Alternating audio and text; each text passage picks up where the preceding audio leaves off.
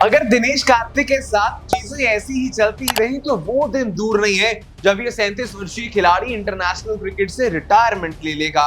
और क्यों नहीं दिनेश कार्तिक को प्लेइंग 11 में मौका दिया गया है, उस मुकाबले के बाद ड्रॉप क्यों कर दिया गया दिनेश कार्तिक को, इस बात पर खुद अब सफाई दी है कप्तान रोहित शर्मा ने प्रेस कॉन्फ्रेंस में श्रीलंका से मुकाबला हारने के बाद। क्या कुछ है सारी स्टोरी आपको बताएंगे इस वीडियो में, अंत तक बने रहिएगा हमारे साथ क्रिकेट इन इंडिया के चैनल पे। मैं हूं आपके साथ लक्षित।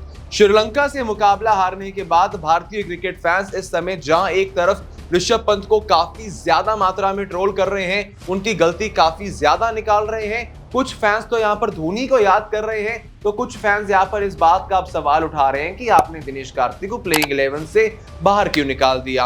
अभी तक आपको दिनेश कार्तिक का सफर बता दिया जाए। एशिया कप में उन्होंने पाकिस्तान के सामने एक मुकाबला खेला, वहां पे एक गेंद में 1 रन बनाया। हांगकांग के सामने उनको बल्लेबाजी नहीं मिली और पाकिस्तान के सामने वो नाबाद थे, उसके बावजूद भी उन्हें सुपर 4 में पाकिस्तान के सामने ड्रॉप कर दिया जाता है, उन्हें प्लेइंग 11 में मौका नहीं मिला।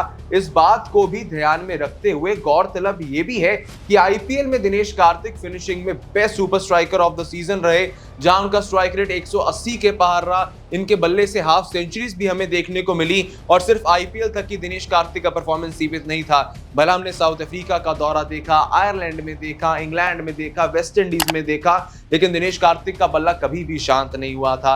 हालांकि इंग्लैंड के सामने थोड़ा बहुत शांत हुआ था, लेकिन वेस्ट इंडीज में जाते एक बार फिर से दिनेश कार्तिक के बल्ले से रन खूब बरसने लगे थे। दिनेश कार्तिक ने अच्छी विकेट कीपिंग भी की थी इंडिया पाकिस्तान के मुकाबले में, लेकिन दिनेश कार्तिक को यहां पर क्यों नहीं खिलाया है रोहित शर्मा ने वो भी बताया है, वो आपको बताएंगे आगे जाते हुए। लेकिन उससे पहले अगर आप देखें, दिनेश कार्तिक जैसा आपको एक एक्सपीरियंस खिलाड़ी चाहिए होता है हमेशा अपनी प्लेइंग 11 में, जहां इस समय कहीं ना कहीं भारत की जो प्लेइंग 11 का मिडल ऑर्डर है वो काफी ज्यादा युवाओं पर निर्भर है। इसमें सूर्य कुमार यादव है, ऋषभ पंत है, दीपक हुड्डा है।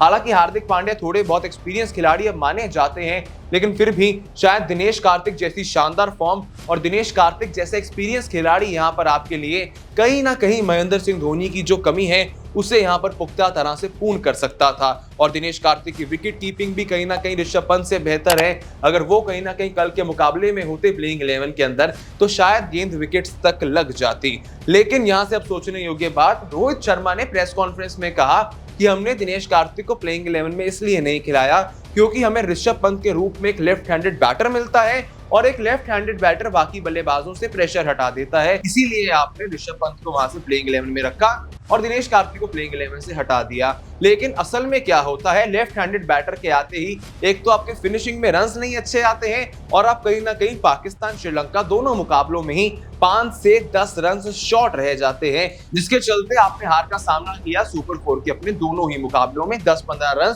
शॉर्ट रहते चलते। अगर ऐसा ही चलता रहा तो दिनेश कार्तिक शायद जल्द ही रिटायरमेंट भी ले सकते हैं। अगर ऐसा ही चलता रहा तो उन्हें वर्ल्ड कप की स्क्वाड में भी मौका देने का वैल्यू नहीं बनती अगर आप उनको प्लेइंग 11 में ही जगह नहीं दे रहे हैं, क्योंकि दिनेश कार्तिक की फॉर्म भी काफी अच्छी है। इसी को लेकर हाल ही में हरभजन सिंह ने भी ट्वीट किया। हरभजन सिंह ने अपने ट्वीट में साफ साफ लिख दिया कि दिनेश कार्तिक को प्लेइंग 11 में क्यों नहीं रखा गया उनकी कंसिस्टेंसी के बावजूद भी। अगर ऐसे ही चलता रहा तो शायद वो दिन दूर नहीं है दिनेश कार्तिक संन्यास ले लेंगे। 37 वर्ष उनकी उम्र हो चुकी है और दिनेश कार्तिक वही नाम है जिन्होंने भारत के लिए पहला T20 मैच भी खेला था 2006 में और अब 2022 तक वो खेल रहे हैं, फिर भी उन्हें प्लेइंग 11 में मौका नहीं दिया जा रहा है। आपके अकॉर्डिंग अगर दिनेश कार्तिक प्लेइंग 11 में होते श्रीलंका और पाकिस्तान के मुकाबले में, क्या नतीजे कुछ और हो सकते थे या नहीं? दीजिए अपनी राय हमें कमेंट सेक्शंस में और साथ ही में सब्सक्राइब कर दीजिए हमें यूट्यूब पे, फॉलो कर लीजिए फेसबुक पे, जानने के लिए क्रिकेट से जुड़ा हर एक लेटेस्ट अपडेट वो भी सबसे पहले।